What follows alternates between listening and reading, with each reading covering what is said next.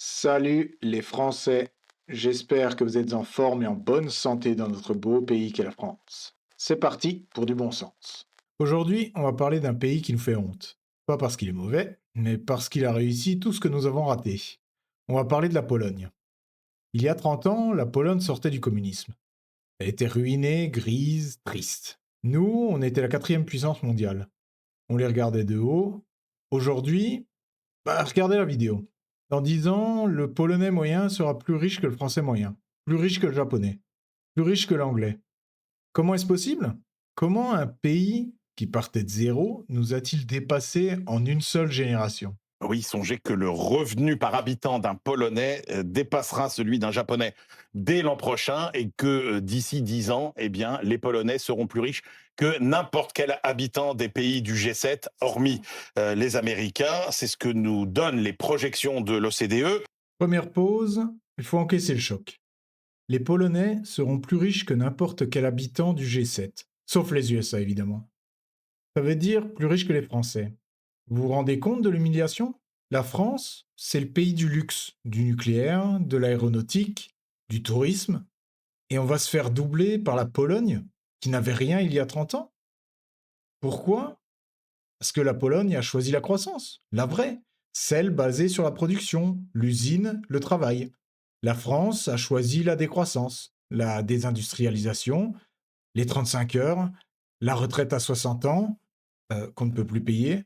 Pendant que nous, on fermait nos usines pour en faire des musées ou des friches, la Pologne les ouvrait. Pendant qu'on taxait nos entreprises à mort pour financer l'assistanat, la Pologne déroulait le tapis rouge aux entrepreneurs. Le résultat est là, mathématique. Un pays qui travaille s'enrichit, un pays qui taxe et qui glande s'appauvrit. C'est du bon sens. Alors, la recette du miracle polonais, bah, c'est la même que la recette du miracle espagnol ou portugais dans les années 90, hein, la combinaison du retour de la démocratie, de l'économie de marché et de l'adhésion à l'Union européenne. Pour Varsovie, c'était en 2004 et depuis, la Pologne a été le premier bénéficiaire net des fonds européens qu'un État volontariste a utilisé pour moderniser le pays. Quand on parle fonds européens, c'est investissement, infrastructure, c'est la PAC évidemment qui a beaucoup profité aux agriculteurs polonais. La Pologne qui est devenue la plaque tournante de l'industrie européenne. Oui, la Pologne, c'est des salaires plus bas qu'à l'Ouest, une Là, il faut décrypter la propagande. Le journaliste nous dit, la recette, c'est l'Union européenne. C'est les fonds européens. C'est vrai. La Pologne a reçu de l'argent. Mais la Grèce aussi a reçu de l'argent. L'Espagne aussi. La France est un contributeur net. Mais on a aussi des aides. Pourquoi ça marche en Pologne et pas ailleurs? Parce que la Pologne a un État volontariste, comme il le dit d'ailleurs, qui a utilisé cet argent pour investir. Ils ont investi dans quoi? Dans des routes, dans des usines, dans des infrastructures.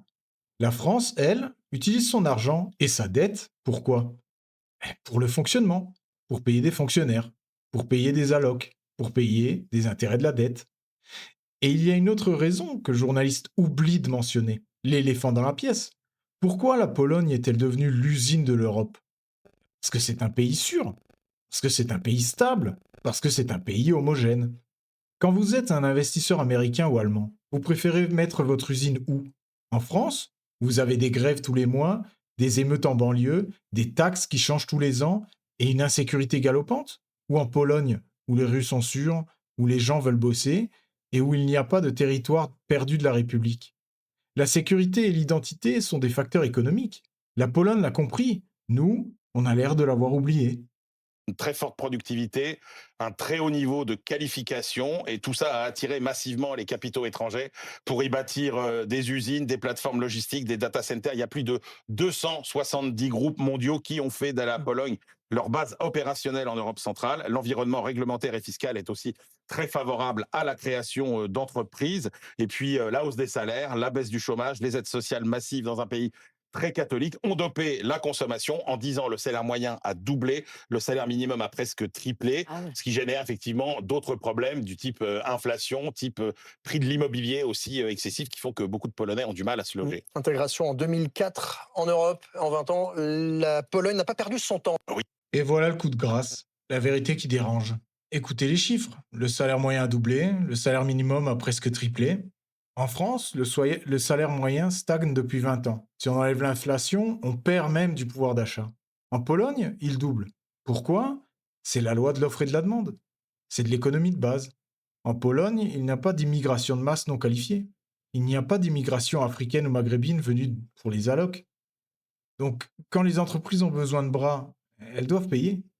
Elles doivent augmenter les salaires pour attirer les Polonais. En France, qu'est-ce qu'on fait? Le patronat et la gauche, main dans la main, nous disent il faut faire venir les immigrés pour faire les métiers que les Français ne veulent plus faire. Traduction, il faut faire venir des esclaves modernes pour que, surtout, on n'augmente pas les salaires des Français. C'est l'immigration qui tire les salaires vers le bas. C'est l'armée de réserve du capitalisme. La Pologne a refusé cette immigration. Résultat, le chômage est au plus bas et les salaires explosent. Le plombier polonais aujourd'hui, il gagne bien sa vie, il reste chez lui. Bientôt, c'est le plombier français qui ira chercher du boulot à Varsovie. D'ailleurs, je me demande si c'est pas déjà le cas. Et regardez la fin. Problème d'inflation, prix de l'immobilier. Oui, c'est la rançon du succès. Quand tout le monde s'enrichit, les prix montent. Mais je préfère les problèmes de riches de la Pologne aux problèmes de pauvres de la France. C'est quand même dingue qu'on nous dise qu'il y ait des aides sociales massives en Pologne, mais qu'il n'ait pas de problème d'immigration comme la France en connaît aujourd'hui. Comment ils font? Non mais vraiment, comment ils font? Le modèle polonais, c'est travail, sécurité, souveraineté, moins immigration. Et c'est égal à la prospérité. Le modèle français, c'est quoi? C'est taxes, plus insécurité, plus soumission, plus taxes, plus immigration, plus taxes. Et c'est égal à quoi? C'est égal à la faillite qu'on connaît aujourd'hui. Les Polonais se sont relevés du communisme. Nous, on est en train d'y plonger. Il serait temps de regarder vers l'Est, pas pour leur donner des leçons de démocratie, mais pour prendre des leçons d'économie et de patriotisme. Allez, au plaisir mes amis. Et surtout, soyez libres, soyez responsables et soyez français.